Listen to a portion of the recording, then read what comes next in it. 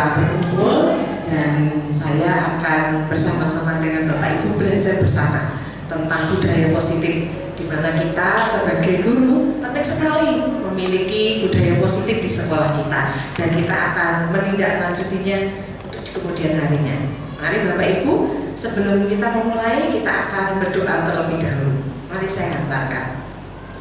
Bapak yang di surga, sungguh kami sangat bersyukur pada siang hari ini kami boleh berkumpul di tempat ini. Kami akan bersama-sama belajar tentang budaya positif, di mana kami rindu budaya positif ini dapat kami lakukan di sekolah kami.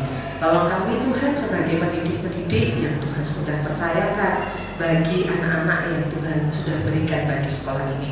Biarlah kami juga menjadi teladan dan juga menjadi pelaku di dalam budaya positif ini. Terima kasih Tuhan, berkati kegiatan kami pada hari ini dari awal sampai akhir nanti. Di dalam nama Tuhan Yesus kami syukur dan berdoa. Amin. Bapak Ibu, setelah aktivitas kita yang demikian padat, tentunya pasti kita pernah berbosan, apalagi kita lelah pasti. Supaya tidak lelah, Bapak Ibu, kita ada tepuk nih. Ya, silahkan nih saya akan ini tepuk yang supaya kita itu bisa untuk apa toh? Bisa untuk melakukan segala sesuatu dalam kehidupan kita bersama Tuhan Yesus. Nah, hanya ada tepuk bisa. Covernya masih ingat ya, ini fotonya siapa? Adakah di situ semua? Semua kelihatan lebih terang ya dengan warna merah. Kata bisa itu sudah menunjukkan betapa kita punya semangat spirit untuk kita bisa maju bersama-sama. Nah, ini tepuk bisa hampir sama kayak tepuk the best ya. Ini kata-katanya saja yang kita ubah ya. Ini contohnya Miss dan Mister. Tepuk bisa, plok plok plok. Aku bisa, kamu bisa, kita semua pasti bisa, bisa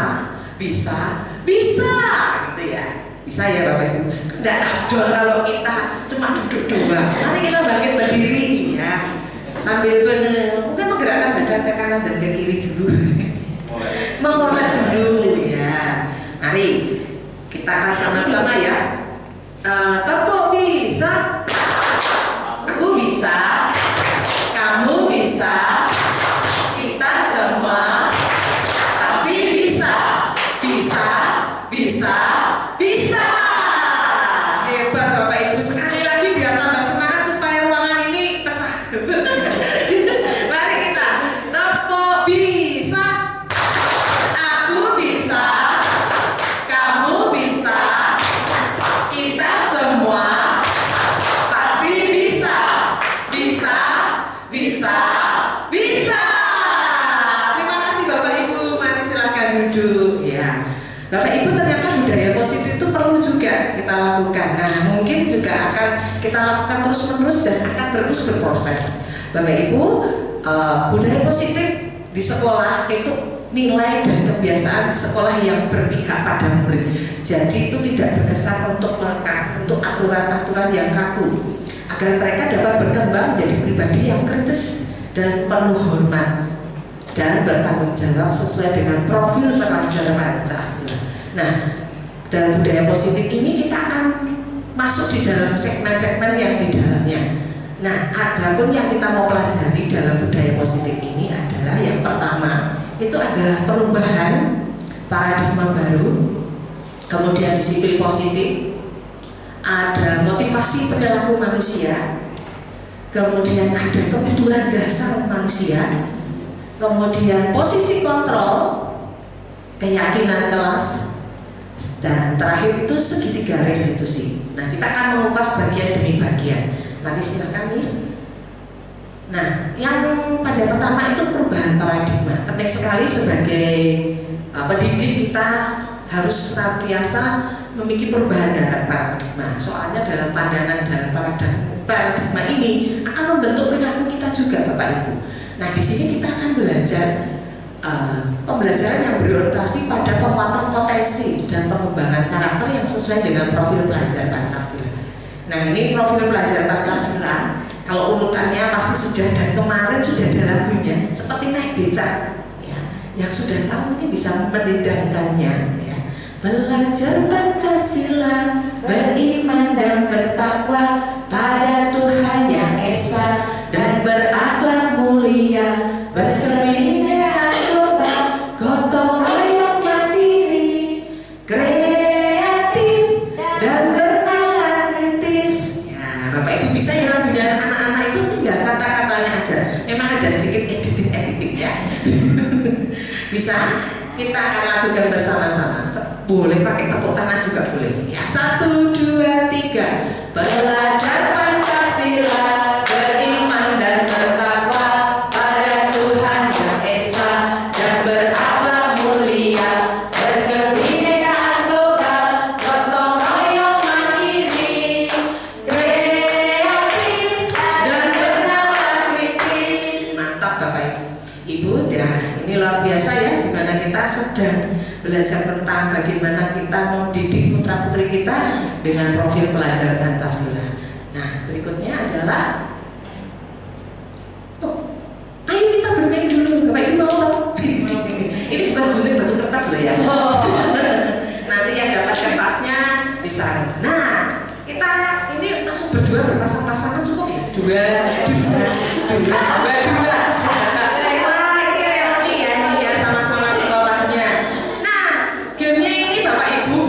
Batu kertas.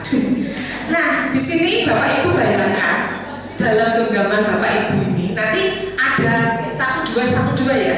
Nanti misalnya Miss Reno itu 1, 2, 1, 2, 1, 2, 1, 2, 1, 2. Yang 1 itu tugasnya adalah memegang atau menggenggam sesuatu yang berharga. Dalam artian bayangkan aja ya, soalnya kalau saya mau bagi-bagi uang nggak cukup ya, masih di dalam rekening. Nah, di sini lah ya, kayak banyak-banyaknya ya. Nah, terus Bapak Ibu bisa membayangkan entah itu sesuatu yang value-nya itu berharga bagi Bapak Ibu dipertahankan semaksimal mungkin sampai titik darah penghabisan. Dan yang satunya yang nomor 2 adalah penggoda Bapak Ibu. Gimana caranya genggaman ini? Gimana genggaman ini bisa lepas? Bapak Ibu mungkin mau beli, silahkan ya, keluarkan ATM masing-masing boleh. Kemudian Bapak Ibu bisa menawar, nek tak buka nanti tak jajaknya Mr. Heno misalnya. Atau Bapak Ibu memaksa jari-jarinya teman saudara Anda itu dibuka satu persatu. Terserah, pokoknya usahanya bisa membuka ini genggamannya. Wah. Ya. Betul, nah ini dicoba dulu soalnya belum mencoba soalnya. Sudah siap ya? Coba sekarang Anda membayangkan.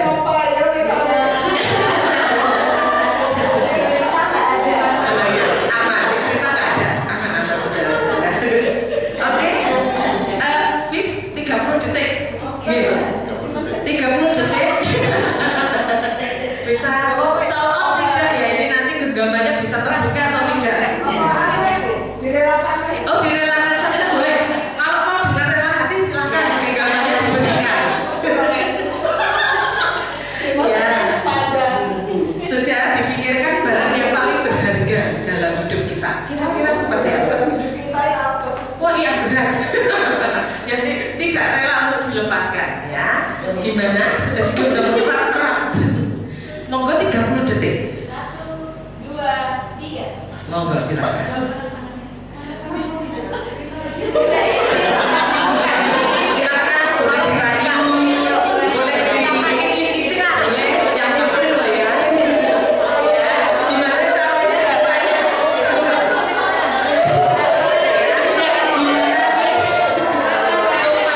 boleh terbuka dengan hati rela, boleh digenggam juga boleh.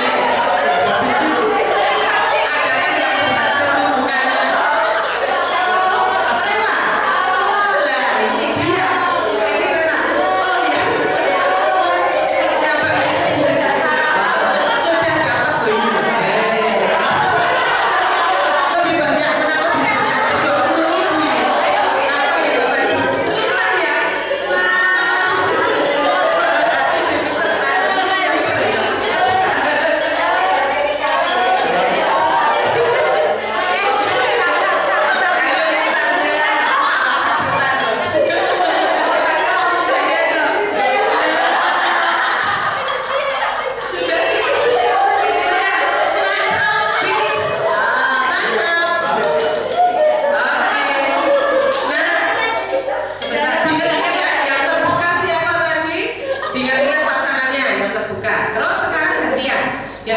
membujuk, sekarang yang menggenggam, gantian yang membujuk. Yang tadi menggenggam sekarang membujuk. Pak itu kita pasrah ya. Ya sudahlah. Monggo 30 detik deh dimulai dari sekarang.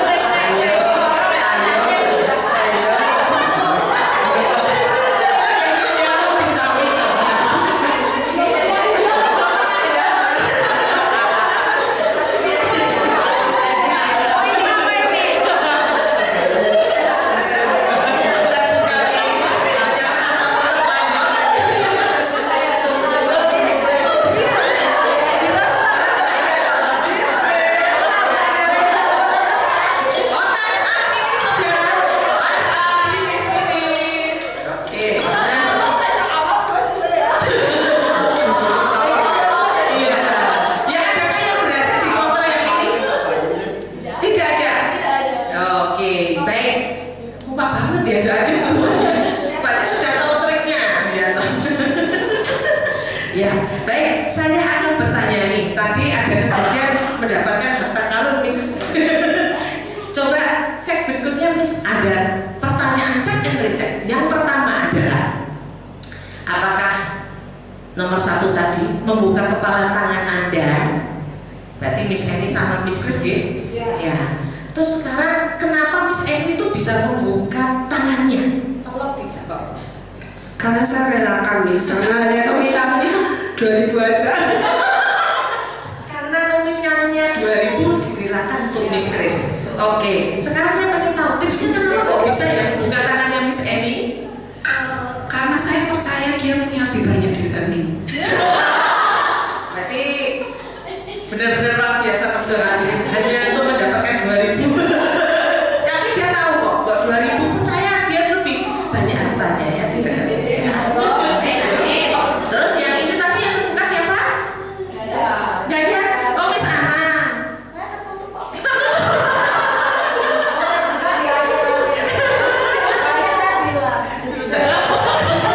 Coba alasannya Miss Ana kok Anda rela membuka tangannya? Tadi kan untuk membuka saya bukan syarat ya. Iya, apa? Karena ketika dia sudah memenuhi syaratnya saya bukakan. Syaratnya adalah pijitin dulu.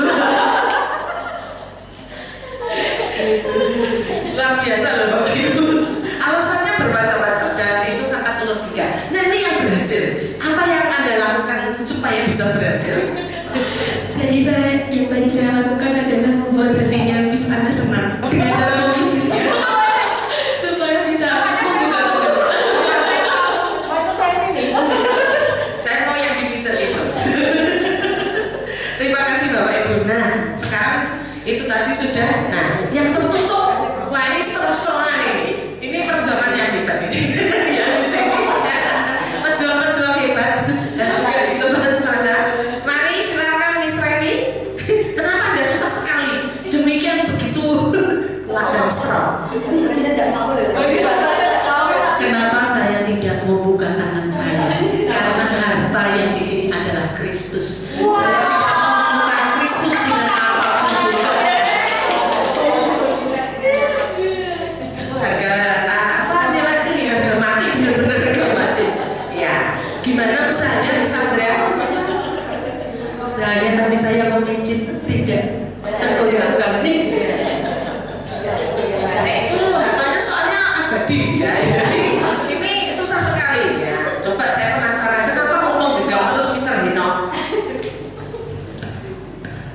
Itu tadi adalah celengan saya. Saya pensiun besok. Oh ya. Ternyata itu jaringannya Mr. Hino. Wah, pantesan Miss Santi gagal. Upaya apa saja Miss Santi? Sudah saya tanya, Pak Eno maunya apa? Makan ayam. Nggak mau. Celengan sudah lihat. Soalnya juga nggak bisa jauh, tinggal turun ke sampai. Iya. Apapun yang saya lakukan Betul. Ini sih belum ditanyain Miss. Nih sama Miss. Ini kelompoknya juga alat ini. Ya betul alat. Bukan daging tapi. Mari silakan ke sini.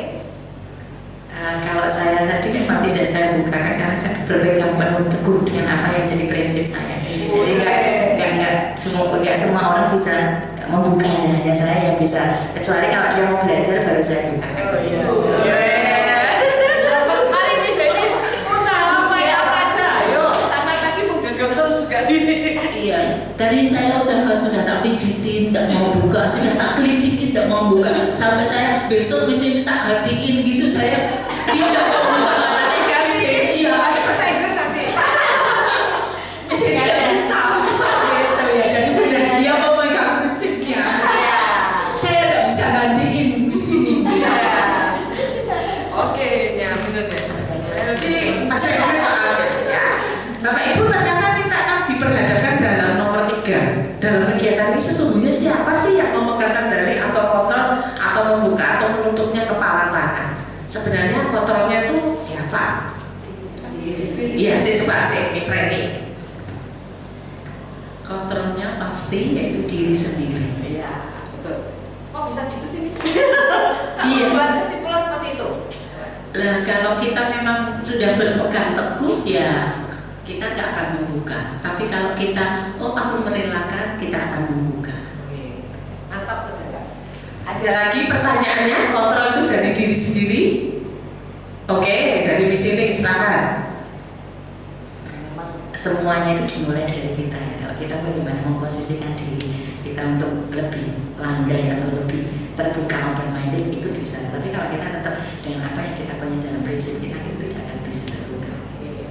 Nah ini tergantung, ini buka tutupnya tergantung apa ya yang di dalamnya ya. Wah, kalau itu sesuatu yang nilainya kurang baik mungkin harus dilepaskan. Tapi kalau sesuatu yang sangat berharga kita patut mempertahankannya. Kontrolnya itu ada di dalam diri kita sendiri. Mau melepaskan atau mau kita genggam itu dari diri kita sendiri. Mari silakan. Nah, di sini kita akan mengubah paradigma dari teori stimulus respon ke teori kontrol dari Dr. William Glasser. Nah, Bapak Ibu, apa sih yang selama ini kita lakukan? Stimulus respon biasanya adalah realitas atau kebutuhan kita itu sama, mempersepsikannya seperti itu. Pada teori kontrol, realitasnya kebutuhan kita itu ternyata berbeda-beda. Ya, pasti kita tahu ya, pasti kita nggak mungkin menyamakan kebutuhan kita. Pokoknya seragam semua tidak mungkin. Pasti realitasnya bahwa kita itu berbeda. Semua orang melihat hal yang sama. Apakah seperti itu? Pasti tidak. Ya, teori kontrol mengatakan setiap orang memiliki gambaran yang berbeda. Stimulus respon mengatakan kita mencoba mengubah orang agar pandangan sama dengan kita. Jadi ada upaya untuk mengubah orang lain itu sesuai dengan pandangan kita. Tapi pada teori kontrol kita berusaha memahami pandangan orang lain tentang dunia. Jadi lebih terbuka ya. Kemudian kalau di stimulus respon, perilaku buruk dilihat sebagai suatu kesalahan. Ini perilaku buruk itu salah gitu ya. Tapi pada teori kontrol ada semua perilaku memiliki tujuan, ada motivasi di dalamnya. Jadi kenapa kok berperilaku buruk? Pasti ada tujuan, motivasinya itu apa. Nah ini yang perlu kita gali. Itu materi yang selanjutnya ya Bapak Ibu. Kemudian stimulus respon, orang lain bisa mengontrol saya. Wah, kita juga dikontrol orang lain nih. Ya, apakah seperti itu? Nah ini setara stimulus respon mengatakan demikian. Kalau teori kontrol mengatakan hanya Anda yang bisa mengontrol diri Anda sendiri. Betul, kontrol itu ada di dalam diri kita. Tadi kita sudah bersimulasi dengan permainan ini. Kemudian paksaan ada pada saat bujukan gagal. Ya, terus kemudian kalau teori kontrol mengatakan kolaborasi dan konsensus menciptakan pilihan-pilihan baru. Jadi cara-cara baru, tidak bentuk paksaan. Kemudian yang terakhir model berpikir menang atau kalah. Pokoknya menang atau kalah, saya yang menang atau dia yang kalah ya. Ini teori kontrolnya, model berpikirnya adalah menang-menang, berpikir untuk sama-sama untung. Nah itu gimana sih teori-teori ini dapat kita aplikasikan di dalam pendidikan? Mari selanjutnya, Miss. Nah di sini ada disiplin positif. Nah Diane Gosset dalam bukunya Restructuring School Discipline ya 2001 dia mengatakan bahwa arti dari kata disiplin berasal dari bahasa Latin disiplina ya artinya belajar. Nah disiplin di sini maksudnya adalah disiplin diri yang memiliki motivasi internal. Jadi bukan karena faktor luar. Berikutnya adalah disiplin positif disiplin positif adalah menanamkan motivasi pada murid kita, yaitu untuk menjadi orang yang mereka inginkan, yang menghargai diri sendiri dengan nilai-nilai yang mereka percayai. Jadi kita punya tujuan menanamkan motivasi kepada murid kita menjadi yang seperti yang mereka inginkan, value yang terbaik. Karena dikatakan dalam Ki Hajar Dewantara bahwa anak-anak itu memiliki kodratnya. Dalam kodratnya itu sudah ada gambaran-gambarannya. Ya, bukan lembaran kosong yang kita tulis, tetapi dalam bentuk samar-samar itu sudah ada tulisannya. Dan kita itu adalah yang menebalkannya, hal yang positifnya yang kita tebalkan. Jadi hal yang negatif kita hilangkan, tapi yang positif itu, yang samar-samar itu kita tebalkan supaya muncul ya potensi-potensi mereka. Jadi nilai-nilai yang bagus. Sebagai pendidik, tujuan kita adalah menciptakan anak-anak yang disiplin diri sehingga mereka bisa berperilaku dengan mengacu pada nilai-nilai kebajikan universal dan memiliki motivasi intrinsik bukan ekstrinsik. Nah, jadi motivasinya dari dalam dan bukan dari luar. Nah, nilai-nilai kebajikan universal itu seperti apa toh? Mari misalnya. Nah, nilai-nilai kebajikan itu adalah nilai-nilai yang sudah disepakati. Nah, ini disebut bersifat universal dan lintas bahasa, suku bangsa, agama maupun latar belakang. Nah, saya mengambil salah satu lembaga pendidikan dari Ciputra. Nah, ini IBO Primary Years Program ya, tentang sikap murid, ada toleransi, rasa hormat, integritas, mandiri, menghargai, antusias, empati, keingin tahuan kreativitas, kerjasama, percaya diri, dan komitmen. Nah, ada lain dari lembaga-lembaga lain yang sudah terpercaya dan juga disepakati. Nah, salah satunya adalah pendidikan di tempat kita di Indonesia, yaitu profil pelajar Pancasila yang kita sudah lakukan itu tadi juga merupakan nilai-nilai kebajikan. Mari silakan. Nah, ini dia yang saya katakan tadi, motivasi perilaku manusia. Nah, orang pasti punya berperilaku itu punya motivasi ya, tidak mungkin tidak ada dorongan dari dalam sesuatu yang membuat dia itu bereaksi, dan juga karena faktor eksternal juga. Nah, di sini ada 3 motivasi yang dimunculkan. Yang pertama, untuk menghindari ketidaknyamanan atau hukuman. Wah, contohnya nih, orang pakai helm, motivasinya apa? Nah, tidak ditilang Pak polisi soalnya. Dia motivasinya eksternal, yaitu supaya tidak didenda, tidak ketahuan sama Bapak polisi. Tapi kalau dia lihat dari sungguh nilainya, dari manfaat dari menggunakan helm, bahwa kita akan selamat, kalau misalnya ada kecelakaan atau apa, kita tidak cedera dengan parah. Nah, itu ya, jadi masih bersifat ekstrinsik ya. Kemudian yang kedua, akan mendapatkan imbalan atau penghargaan dari orang lain. Betul, kita perlu juga untuk penghargaan orang lain. Tapi kalau modalnya, motivasinya ekstrinsik saja, apakah itu akan berlangsung dengan lama? Seandainya sudah tercapai, apakah dia akan terus termotivasi? Nah, atau malah kecewa, misalnya sudah juara 1, dapat ranking juara 1, di semester berikutnya dia jadi juara 2. Apa yang terjadi? Kecewa. Orang tua, kok juara 2, kemarin sudah juara 1, ya, akan memojokkan kita yang kemarin adalah penghargaan, akhirnya menjadi bentuk hukuman, ya.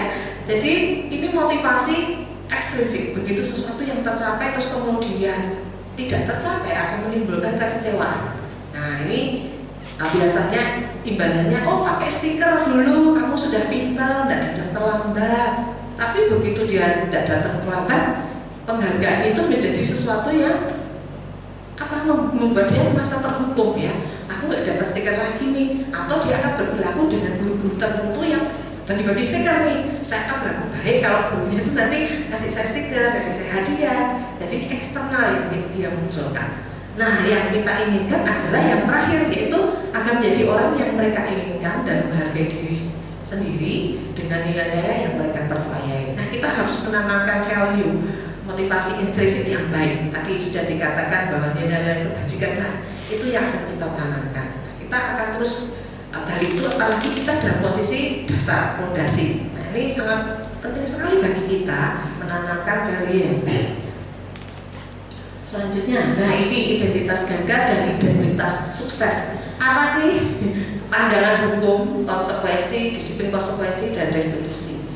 Nah, Bapak Ibu, di sini kalau misalnya murid atau anak belajar menyembunyikan kesalahan. Kalau hukuman, jangan sampai saya itu ketahuan saya itu melakukan kesalahan.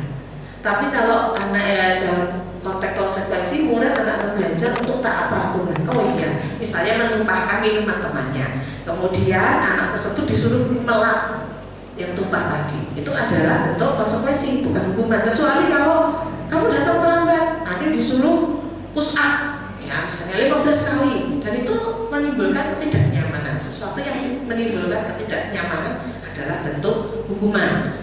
Kemudian restitusi, murid atau anak belajar memecahkan masalah. Jadi dimotivasi, kalau kamu datang terlambat, gimana caranya kamu tidak terlambat? Ayo, misalnya seperti itu. Jadi anak timbul, mana bu, pas jam bekernya dipakai alarm, nanti saya bangun pagi.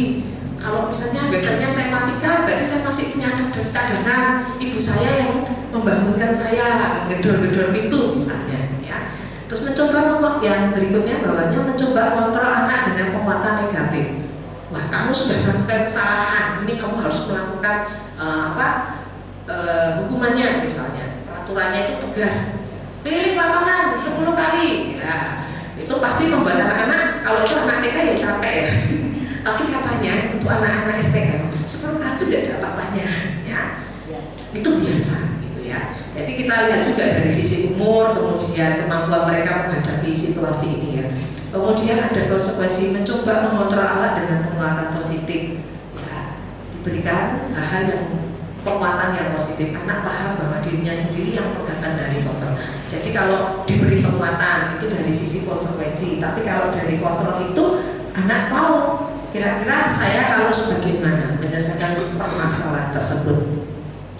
Kalau hukuman dampaknya pada murid adalah marah, merasa bersalah, rendah diri, mengasingkan diri. Tapi kalau konsekuensi kehilangan hak, waktu jeda seorang diri, take out, menahan atau detonation. Nah, jadi anak kehilangan haknya ya. Misalnya dia datang terlambat, terus kamu sudah tahu ya kalau datang terlambat itu kamu harus meluangkan waktu istirahat 15 menit untuk menyelesaikan tugas yang kamu terlambat tadi. Ya, konsekuensinya. Restitusinya, murid anak-anak tidak kehilangan waktu namun bersemangat untuk memperbaiki diri. Jadi ada motivasi. Oh ya bu, saya besok akan tidak terlambat. Saya akan lakukan tugas saya dan saya mengerjakannya.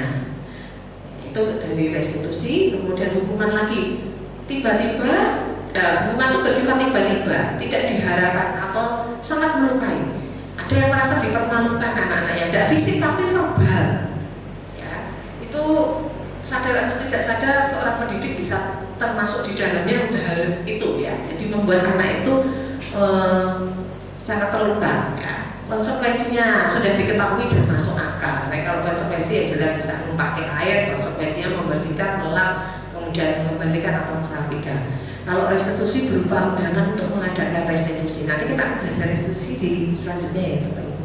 Kemudian hukuman itu dibuat guru. Jadi sepihak saja dari pihak guru. Sedangkan konsekuensi dibuat oleh guru dan anak atau murid. Kalau restitusi dibuat oleh murid. Jadi bedanya tahu ya. Kalau ini ada campur tangan di guru untuk konsekuensi, tapi kalau restitusi itu full anak. Nanti kita ada praktek untuk keyakinan kelas. Selanjutnya menyakiti, ini kalau hukuman ya, menyakitkan, guru menjalani konsekuensi dengan menyalahkan, mengkritik, menyindir, merendahkan. Nah, nyindir-nyindir ya gurunya ya. Kamu nggak gitu, jatuh tuh itu.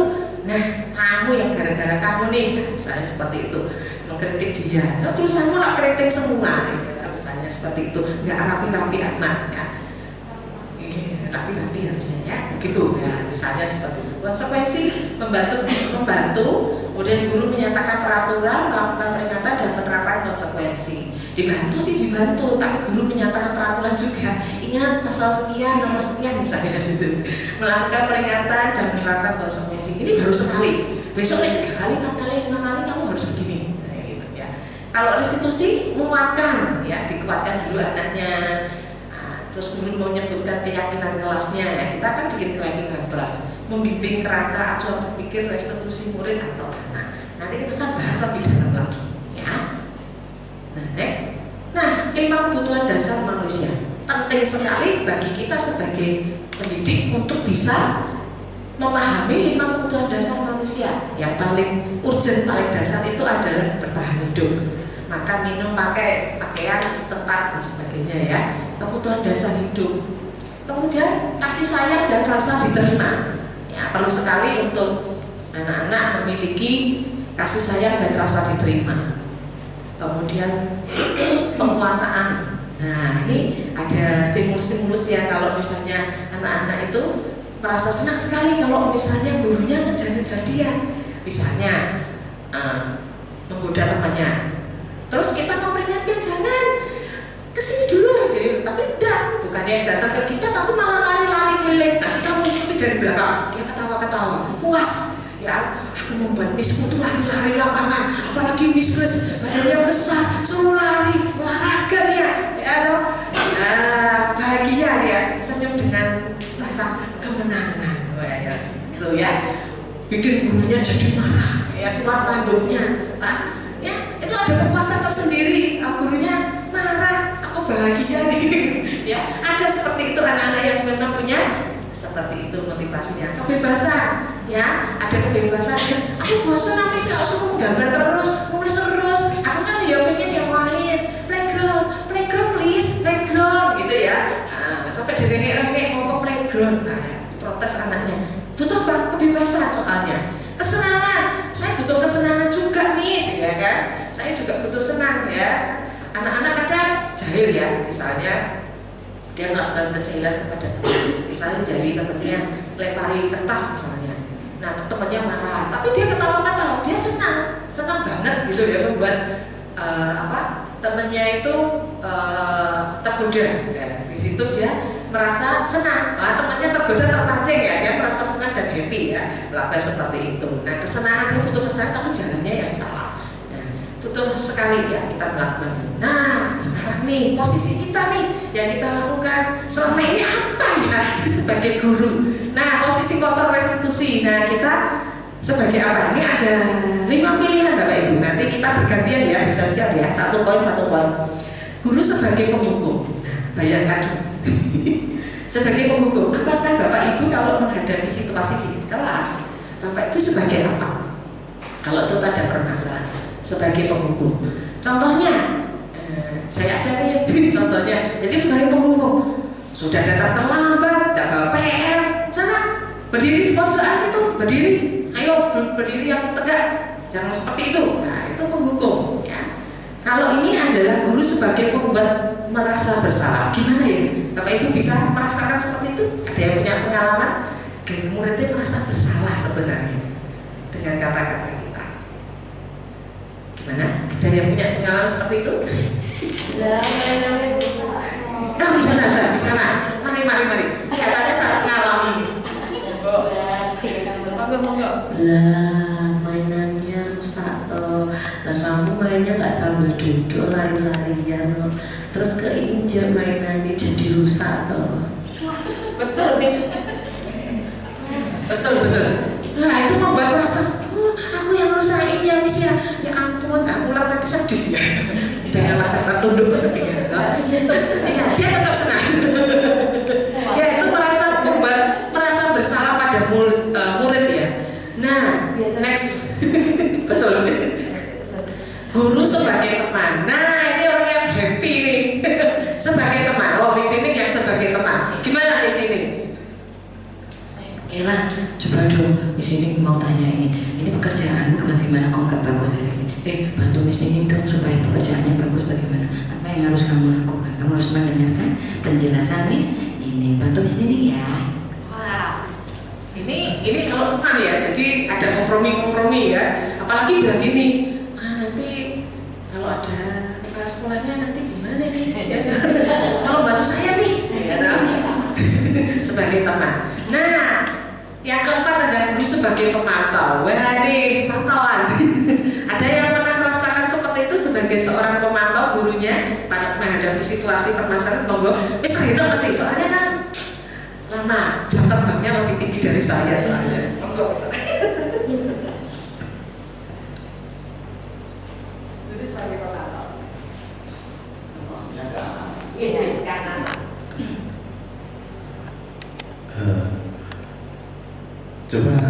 bawa sini, tunjukkan ke Mr. Eno. Wah, bagus pekerjaanmu. Ya, ini sudah bagus loh, ini sudah rapi, ya, warnanya sudah bagus. Nah, ini ada yang perlu diperbaiki, ya. Ini bagian ini harus digaris lagi. Ini bagian ini ya, dirapikan lagi, warnanya masih ada putih-putih. Coba dirapikan lagi, nanti kan lebih bagus lagi. Gitu ya? Oke. Benar, Mr. Eno benar-benar memantau ya. Dan itu apa lebih halus ya kalau memberitahu anaknya ya untuk pemantau. Tapi akan lebih dia lagi kalau kita sebagai guru sebagai manajer posisinya. Nah ini nanti akan kita praktekkan di restitusi ya, bagaimana seorang guru itu sebagai manajer ya, supaya membantu anak itu bisa menyelesaikan masalahnya sendiri dan memberi jalan menyelesaikan tugasnya dan punya jalan keluar. Ya, mari selanjutnya Miss.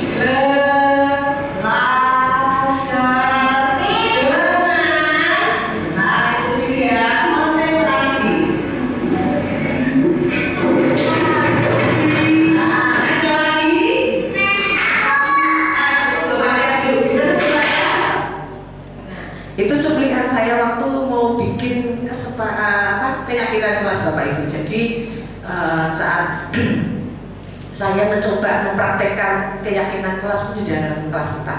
Nah, memang sebelum terbentuk anak-anak seperti itu, gebrok-gebrok meja, kemudian ramai sekali. Ya, kita butuh input nih, yang bikin adalah anak-anak tentang keyakinan kelas itu, bukan dari guru yang membahasakan anak, tapi kita mencoba untuk melihat aspirasi dari mereka. Nah, kita catat. Nah, di situ kita kumpulkan yang sama jadi satu. Kemudian kita kategorikan yang berbeda mana saja poinnya. Pasti akan menyusut, misalnya ada 10 atau 12 atau 15 menyusut jadi 5 misalnya. Nah, di situ nanti akan tambah input lagi. Besoknya ketemu lagi kira-kira apa ya yang belum kita catat ya. Nah, di situ memang butuh waktu Bapak Ibu untuk kita bisa bikin keyakinan kelas ini. Kita berikan waktu untuk kita bisa membuat keyakinan kelas, bukan peraturan kelas tetapi keyakinan. Kenapa kok keyakinan? Karena itu berasal dari anak-anak sendiri. Mereka yang yang bikin-bikin sendiri. Nah, mereka akan belajar untuk konsisten dan juga mereka bisa melakukannya. Maksudnya apa? Ya saya ingin mencetuskan, ya saya melakukan. Itu yang kita mau harapkan dari mereka. Dan timbul motivasi dari dalam diri bahwa saya mau melakukan nilai-nilai tersebut. Nah, ini berikutnya Miss. Nah, di sini saya rangkumkan. Jadi saya sudah banyak dari apa itu sampai atas bawah gitu ya. Tadi banyaknya anak-anak. Nah, itu dirangkum. Kemudian keyakinan itu berupa nilai kebajikan yang universal. Nah, setelah dirangkum itu dibahasakan atau dimasukkan dalam nilai kebajikan yang tadi sudah Bapak Ibu lihat sebelumnya. Nah, ini kesepakatan kelasnya supaya menanamkan motivasi internal dalam diri guru dan murid. Jadi gurunya memberi kesempatan. Bahkan anak yang biasa tidak pernah ngomong, James itu kan jarang ngomong. Begitu dia memberikan ide, luar biasa ya bagi saya tuh, tidak pernah ngomong, tahu ngomong ya. Biasanya adem ayem gitu ya, tapi dia punya aspirasi untuk disampaikan. Nah, itu memotivasi anak-anak untuk menyampaikan isi hatinya ya. Kemudian lanjutnya Miss. Nah, di rangkum itu keyakinan kelas itu bersifat abstrak kata-katanya ya, berupa pernyataan universal dalam bentuk pernyataan positif, jangan negatif ya. Tidak boleh berlari-lari sepanjang koridor misalnya seperti itu. Kata tidak, bukan, atau dilarang itu tidak masuk di situ. Kemudian sedikit saja, maksudnya tuh enggak ngembleh-ngembleh panjang kalimatnya ya, supaya mudah diingat anak. Bagus lagi kalau ada gerakannya, misalnya bertakwa, beriman misalnya gitu ya, cerdas ya. Jadi nanti anak-anak akan lebih mudah tuh mengingat keyakinan kelasnya gitu ya. Jadi kalau di e-learning rumus ya Miss ya, tapi kan yang bikin kita, tapi kalau ini yang bikin anak-anak ya, disesuaikan dengan kondisi kelas sehingga mudah diterapkan. Jadi tiap kelas bisa beda-beda, tidak akan sama ya. Semua warga kelas dilibatkan dalam membuat keyakinan kelas, kemudian ditempel di dinding kelas dan ajak anak untuk mengingatnya. Apalagi kita dalam posisi pondasi, di mana kita meletakkan pondasi. Bapak Ibu, kita jadi orang yang harus konsisten memberikan teladan, konsisten mengingatkan, dan itu tidak mudah Bapak Ibu, butuh perjuangan ya, karena itu perjuangan kita bersama. Jadi next berikutnya, nah sudah menginjak segitiga restitusi. Nah ini segitiga restitusi akan dilakukan jika ada permasalahan yang kita hadapi. Apakah restitusi harus selalu dilakukan? Tidak. Tapi ini kita akan belajar dengan segitiga restitusi jika ada menghadapi permasalahan. Contoh misalnya anak itu terlalu sering untuk terlambat. Nah, apa sih sebabnya? Kalau kita kan tanya, sampai bangun siang, tapi kalau kita mau gali lebih dalam lagi dengan segitiga restitusi, pasti akan muncul pernyataan yang baru kita bisa lihat dan gali datanya. Jadi pernah suatu kali itu saya punya pengalaman anak itu sering banget datang terlambat. Dan itu hitungan itu apa? Kalau bulanan itu, tak bingung gitu ya, maksudnya setiap hari datang terlambat, tak not bagian kedisiplinan namamu selalu tertera, sedih hati ya. Soalnya kalau berganti-ganti ya wajar ya, berarti mungkin kesiangan atau ban bocor dan sebagainya. Ini kok ada apa? Begitu pendekatan restitusi muncul nih, alasan-alasannya keluar. Oh, papa mamanya suka bertengkar, sering ada keributan di rumah. Oh, ternyata papa mamanya itu mamanya masih suka disetir orang tuanya. Wah, akhirnya muncul. Jadi muncul semua permasalahan, keluar semua. Nah, kamu kalau di rumah gimana? Cerita anaknya. Ah, disinilah segitiga restitusi mulai jalan. Nah, tapi dari sisi menggali. Tapi nanti harus ada selanjutnya. Nah, kita akan lihat dulu. Mari silakan selanjut. Nah, di sini tahapan yang pertama adalah kita harus menstabilkan identitas. Maksudnya kita menstabilkan kondisi anak. Di sini berbuat kesalahan adalah suatu proses pembelajaran ya. Anak-anak perlu belajar. Mungkin mereka akan belajar dengan kesalahannya. Anak dalam posisi gagal akan dibawa ke identitas sukses. Artinya mereka harus move on dari kegagalan mereka. Mereka harus menjadi orang yang sukses, memiliki nilai-nilai kebajikan. Yang pertama, ini pernyataan dan pertanyaan ya, tentang pada saat kita di posisi tahap pertama, saat ketemu sama anak, kita tidak langsung to the point, tapi kita harus menstabilkan identitas. Yang pertama, ini ada beberapa option ya Bapak Ibu. Tapi kalau kita pakai bahasa anak beda ya, ini untuk anak-anak yang kelas besar ya. Berbuat salah itu tidak apa-apa, it's okay, kamu berbuat salah, ya toh. Tidak ada yang manusia yang sempurna, ya toh. Nggak ada manusia yang perfect ya. Saya juga pernah loh melakukan kesalahan seperti itu. Kita bisa menyelesaikan ini, kita bisa loh menyelesaikan ini. Bapak Ibu tidak tertarik, Miss tidak tertarik cari siapa yang salah, ya. Tapi Bapak Ibu ingin mencari solusi dari permasalahan ini. Kamu berhak rasa seperti itu kalau ada pernyataan seperti itu.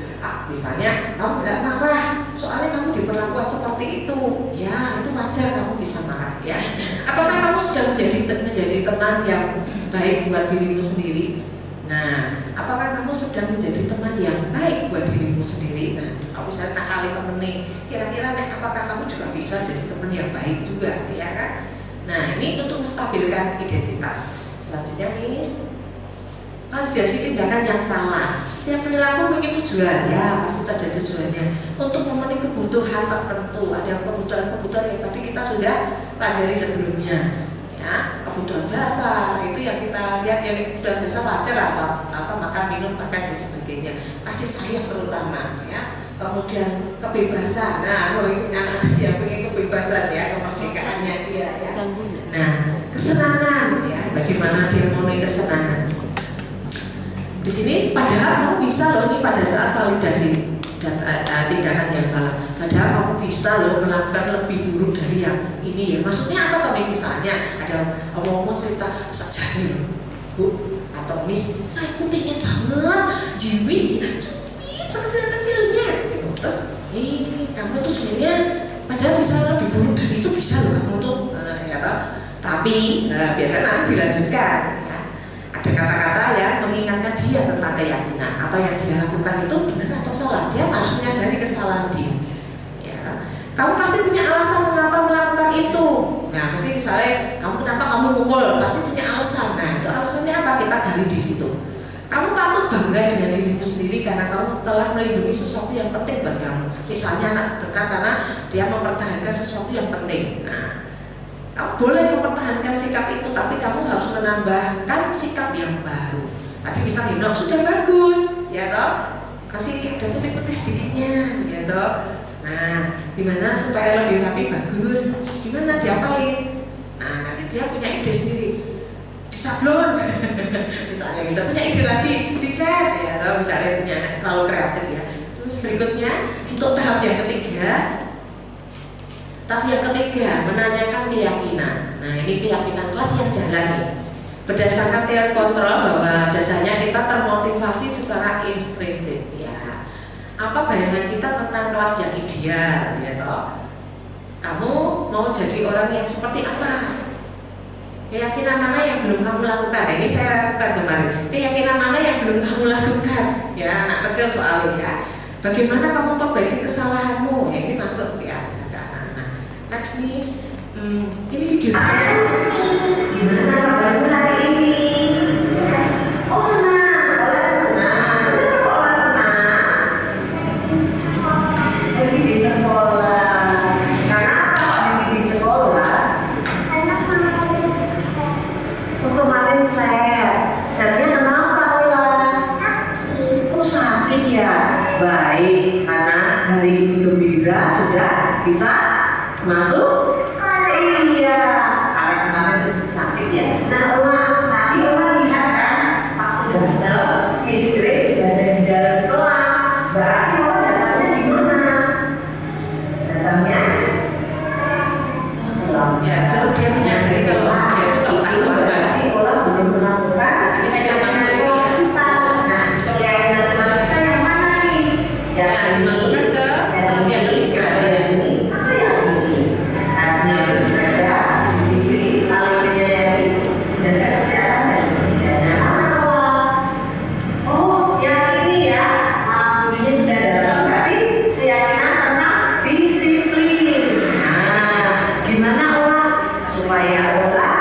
Besok tidak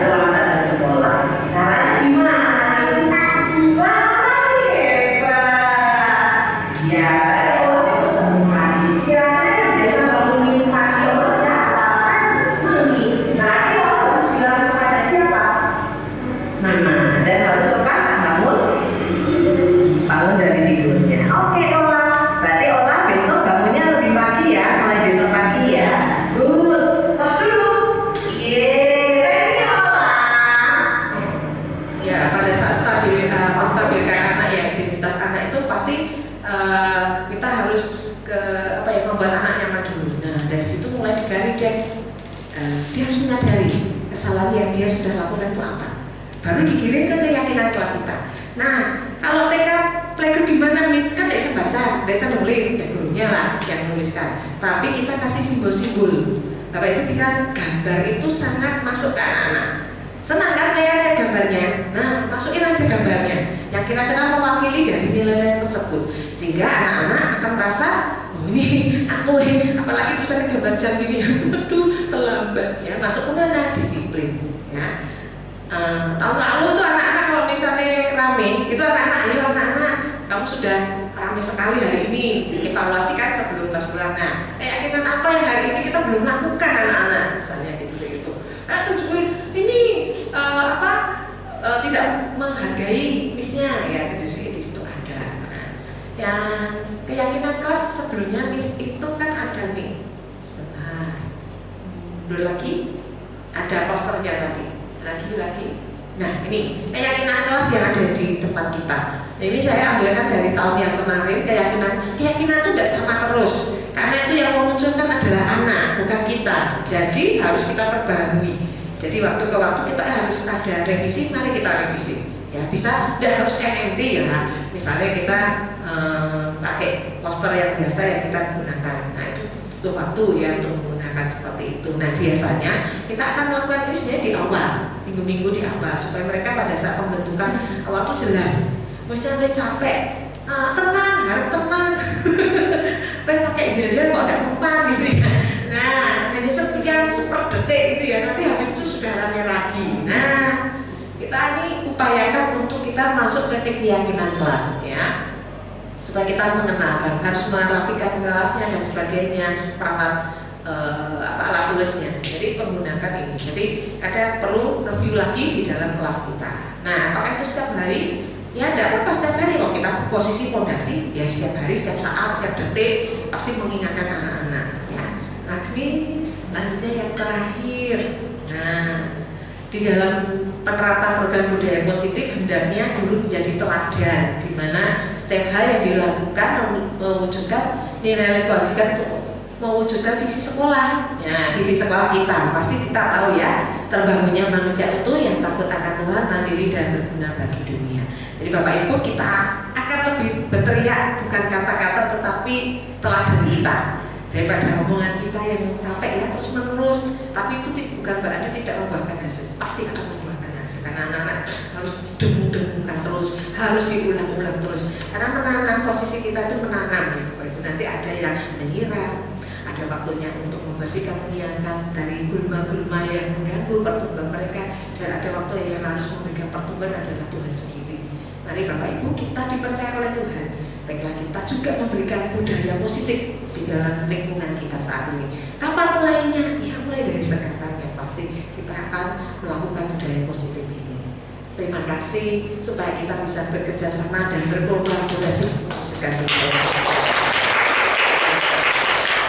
Bapak Ibu yang terkasih, sangat menarik sekali kan materi-materi yang disampaikan dalam PGP, pendidikan guru penggerak, itu materinya bagus-bagus ya. Dan saya terima kasih Miss, hari ini saya diingatkan tentang nilai-nilai kebajikan universal. Itu sangat menyentuh hati saya Bapak Ibu. Ketika kita melakukan hal-hal yang baik, bukan faktor eksternal yang mempengaruhi kita, tetapi faktor internal diri. Kenapa saya datang tidak terlambat? Oh, karena saya adalah guru yang baik, guru yang teladan. Bukan, oh biar KPI-nya bagus, bukan dapat hadiah dari kepala sekolah, bukan dapat ini, bukan. Tetapi kita melakukan hal-hal yang baik, itu karena faktor dari dalam. Kita memegang nilai-nilai kebajikan universal, yaitu firman Tuhan. Kebajikan universal itu kalau kita apa? Firman Tuhan itu, gitu ya. Oke, dan terima kasih untuk segitiga restitusi, selamat juga untuk melakukannya ya. Segitiga restitusi itu salah satu coaching untuk anak juga bisa ya. Anak bisa menyelesaikan sendiri. Kamu bagaimana? Keyakinan kelas mana yang belum kamu lakukan? Ayo yang mana? Gitu ya. Ya, bagaimana kamu cara melakukannya? Dan dia akan komitmen sendiri gitu ya. Bapak Ibu, keyakinan kelas di kelas. Halo, keyakinan kelas di kelas masih seperti setahun yang lalu. Oke, berarti kita langsung aplikasikan minggu depan. Tolong untuk si kurikulum nanti April minggu depan itu membuat keyakinan kelas. Begitu, sudah jadi belum sih modul ajarnya? Oh ya sudah, berarti aman ya. Berarti butuh 1 jam JP apa 2 JP? Kalau bikin keyakinan kelas tahun lalu 1 JP berani. Ya nanti kalau mau media mau dicetakkan seperti MNT tahun lalu juga tidak apa-apa. Bareng-bareng dicetakkan, cuma desainnya boleh macam-macam, gambarnya juga boleh beda-beda. Begitu? Ya. Jadi itu Miss, aplikasi dari Mistress untuk itu keyakinan kelas kita lakukan, kita ganti dengan yang baru. Karena anaknya juga baru, masa keyakinan kelas anak lama dipakai anak baru? Waduh ya jangan dong, gitu ya. Nah untuk KB nih, KB itu karena keterampilan bicaranya juga terbatas untuk segitiga restitusi itu. Mungkin gitu ya, tetapi mari kita sama-sama pakai gambar atau pakai apa, begitu juga bisa. Dan KB untuk keyakinan kelas bagaimana kira-kira? Yakin. Mungkin 3. Kalau TK tuh 4-5 ya Miss kemarin ya, 4 atau 5. Kalau KB kira-kira untuk yang gimana? Pakai gambar. Atau pakai tulisan juga nggak apa-apa sih. Nanti gambarnya yang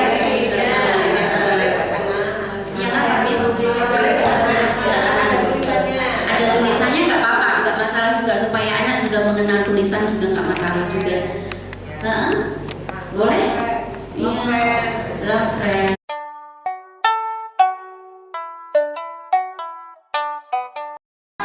Belajar membuat keyakinan kelas. Oke. Nah, Shelly, keyakinan kelas itu apa? Kalau sesuatu yang kamu impikan di kelas ini terjadi. Tadi sudah lihat videonya di kelas yang lain. Bagus apa tidak? Bagus. Bagusnya. Nah, kira-kira apa yang ingin kamu inginkan di kelas ini terjadi supaya bagus seperti itu? Oke. Nah, gimana Meli? Berbaris rapi. Oke, Miss tulis ya. Berbaris rapi. Terus apa lagi yang kamu inginkan?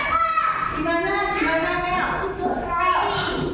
Gimana? Tadi pengen apa? Rapi. Oh, taat kepada Miss. Taat kepada guru. Untuk yang bagus. Aku.